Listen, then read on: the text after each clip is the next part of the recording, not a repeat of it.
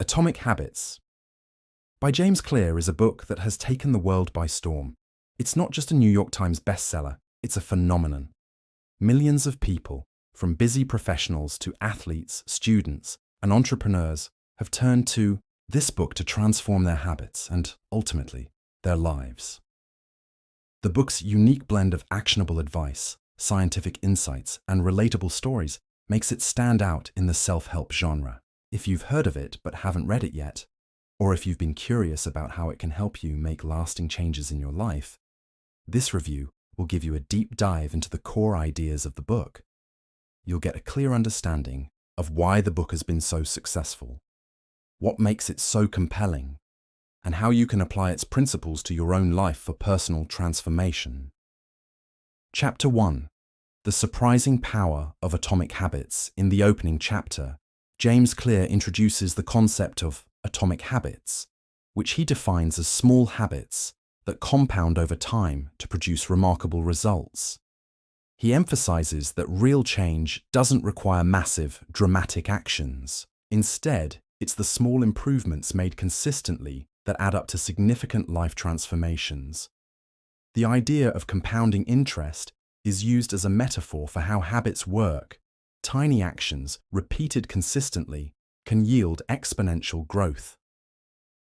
This chapter immediately challenges the traditional view that major drastic changes are necessary to improve. Instead, Clear flips that notion on its head, making the case for incremental improvements. One of the most powerful ideas here is that small, positive changes, like reading just 1 page a day or walking for 5 minutes, can lead to profound shifts over time. For example, Clear shares the story of the British cycling team's remarkable success, which was achieved not by major interventions, but by focusing on tiny improvements in all areas of performance, from bike maintenance to sleep hygiene. This story shows how focusing on the small things can lead to extraordinary outcomes. As someone who has experienced the power of small habits firsthand, I can relate to Clear's message. When I started committing to small positive habits, such as drinking a glass of water first thing in the morning or doing 5 minutes of stretching, I didn't expect them to have a huge impact. But over time, they began to form the foundation for more substantial changes, like a healthier lifestyle and a more productive routine. Atomic habits may seem like little actions, but when combined, they have the potential to shift the trajectory of your life. Chapter 2.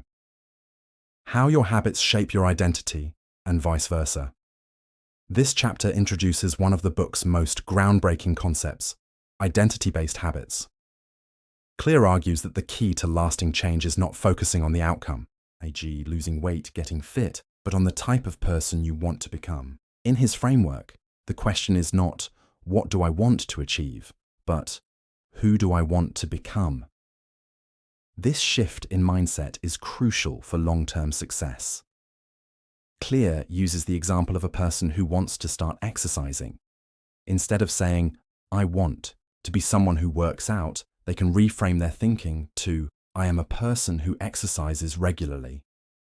This identity shift makes the habit feel more natural and integral to their self-image. The idea here is that once you align your habits with the person you want to become, those habits become more consistent and sustainable. One of the most profound insights Clear offers is the idea of making identity-based habits your foundation. For example, rather than focusing on becoming a person who writes, you could reframe it to, I am a writer, regardless of how much you've written. By shifting your focus to identity, you start to think of yourself as the kind of person who embodies the habits you want, rather than just someone who is trying to achieve a goal. This helped me when I was trying to develop a consistent writing routine. I started to think of myself not just as someone who wrote occasionally, but as a writer. This shift in perspective made it easier to commit to daily writing, even on days when motivation was low. Chapter 3. How to build better habits in 4 simple steps. This chapter introduces the 4 laws of behavior change. Make it obvious, make it attractive, make it easy, and make it satisfying. Clear breaks down these 4 principles, offering practical strategies to make habits stick. The first law, Make it obvious suggests that habits need to be triggered by a clear cue. Clear recommends using visual cues such as placing your workout clothes by the door so that they act as reminders. This resonated with me because I had struggled with consistently exercising, but when I started laying out my exercise clothes the night before, it became much easier to follow through. The visual cue made it an automatic action in my morning routine. The second law, make it attractive, is about associating the habit with something you enjoy. Clear introduces the idea of temptation bundling, where you pair a habit you want to form with something you already enjoy. I found this incredibly helpful when I started pairing my morning walk with listening to an audiobook I was excited about. The enjoyable activity made the habit of walking more attractive and easier to stick with. The third law, make it easy, is about reducing friction. Clear recommends simplifying habits to the point where they require little effort. For instance, instead of committing to a 30-minute workout, start with a 2-minute version of the exercise, like stretching or walking. This reduced the barrier to starting, and I found that once I got started, it was easy to continue. The fourth law, make it satisfying, is about rewarding yourself for completing the habit. Clear emphasizes that habits are more likely to stick if we associate them with positive emotions. Tracking progress and celebrating small wins is key here. For example, I started marking off each day I completed a workout on a calendar, which gave me a visual reminder of my success and kept me motivated. The satisfaction of seeing a chain of successful days was a powerful incentive to continue. Chapter 4. The Man Who Didn't Look. Right in this chapter, Clear explores how habits become ingrained in our brains over time, diving into the neurological aspects of habit formation. He introduces the fascinating story of a man who had a stroke that left him unable to recognize faces, a condition known as prosopagnosia, but he could still recognize objects. This case demonstrates how different types of recognition and habits are stored in different regions of the brain. Clear explains that when we form habits, the brain becomes wired to automate these behaviors, creating a feedback loop that becomes increasingly efficient as we repeat the habit. The key takeaway is that habits form through a 4-step loop: cue, craving, response, and reward. As this loop repeats, the brain essentially burns in the habit, making it automatic and effortless. The more we repeat a behavior, the more ingrained it becomes, and soon it no longer requires active decision-making or willpower. Clear emphasizes how critical repetition and consistency are in turning a behavior into a lasting habit. I personally found this chapter incredibly insightful. It helped me realize that building new habits doesn't have to be a battle of willpower. Instead, it's about consistently showing up, reinforcing the behavior, and eventually reaching a point where it becomes automatic. The concept that repetition strengthens habits over time was a game changer for me, and it made me more patient with my own efforts to develop new routines. I now see that persistence and consistency, not sheer willpower, are the real keys to habit formation. Chapter 5. The Best Way to Start a New Habit in. Chapter 5. Clear offers practical, actionable advice for getting started with new habits. His advice is simple but powerful: start small. Instead of setting grandiose goals that can feel overwhelming, break them down into bite-sized, manageable pieces. This makes the habit easier to begin and more likely to stick. For example, if you want to write a book, begin with just 1 sentence a day. It may sound insignificant at first, but this small step lowers the barrier to entry and creates momentum that makes it easier to build the habit over time. Clear also introduces the concept of habit stacking, which I found particularly effective.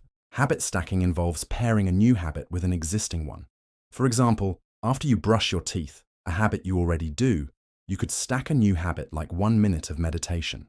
This technique capitalizes on the fact that existing habits already have a set place in your routine, making it easier to add something new without overhauling your entire schedule.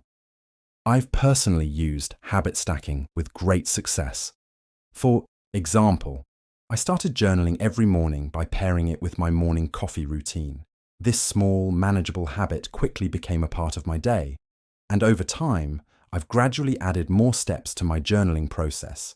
Habit stacking is incredibly powerful because it removes the friction that often prevents us from starting new behaviors. The trick is to make it as easy as possible to begin and then let the habit grow naturally from there. Chapter 6. Motivation is overrated. Environment often matters.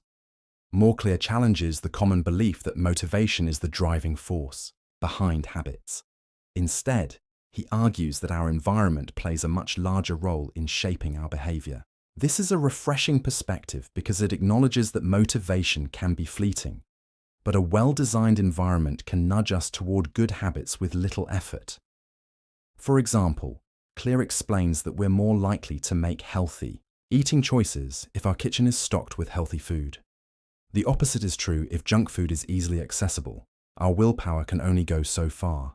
Clear emphasizes that the environment should be set up to make good habits easier and bad habits harder. This insight resonated with me deeply because it reminded me how much control I have over my surroundings and how easily I can make small changes to support my goals. Additionally, Clear discusses the significant impact of social influence on our habits. We tend to adopt behaviors that are common in our social circles. If we surround ourselves with people who are focused on positive habits, such as exercising or reading, it's easier to adopt those behaviors ourselves. I noticed that when I started associating more with friends who prioritize health and productivity, I naturally began adopting some of their habits. It's amazing how much influence our environment, both physical and social, has on our daily choices. Chapter 7. The Secret to Self-Control in. The final chapter, Clear shatters the myth that willpower is the key to lasting change. He argues that the real secret to self-control is designing systems that make good habits easy and bad habits difficult. By setting up our environment and routines in ways that support our desired behaviors, we can reduce the reliance on willpower and make lasting change happen almost effortlessly. For example, Clear suggests removing temptations from our immediate environment. If we want to stop eating junk food, we should remove it from our pantry or kitchen altogether. The more we reduce the friction for good habits and increase the friction for bad ones, the easier it is to stay on track. I've implemented this idea by removing unhealthy snacks from my house and keeping healthy alternatives within easy reach. It's amazing how much simpler it is to stick to healthy eating when I'm not constantly tempted by junk food. Clear also talks about setting up our environment for success in other ways. I found that setting up my workspace to be free of distractions has helped me stay focused and productive. By decluttering my desk, turning off unnecessary notifications, and organizing my tasks, I've been able to reduce distractions and get more done. This chapter really reinforced for me the idea that self-control isn't about sheer willpower. It's about creating the right systems and environments to support your goals. It's about setting yourself up for success so that good habits come naturally. Final thoughts. Atomic Habits is more than just a book about building habits. It's a guide to transforming your life. Clear's insights are not only practical, but also backed by science, making it a valuable resource for anyone looking to make lasting changes. The principles in the book are simple but powerful, and they can be applied to virtually any area of your life. Whether you're looking to improve your health, productivity, relationships, or mindset, Atomic Habits offers a roadmap for achieving meaningful, sustainable change. It's a must-read for anyone who is serious about personal growth and self-improvement.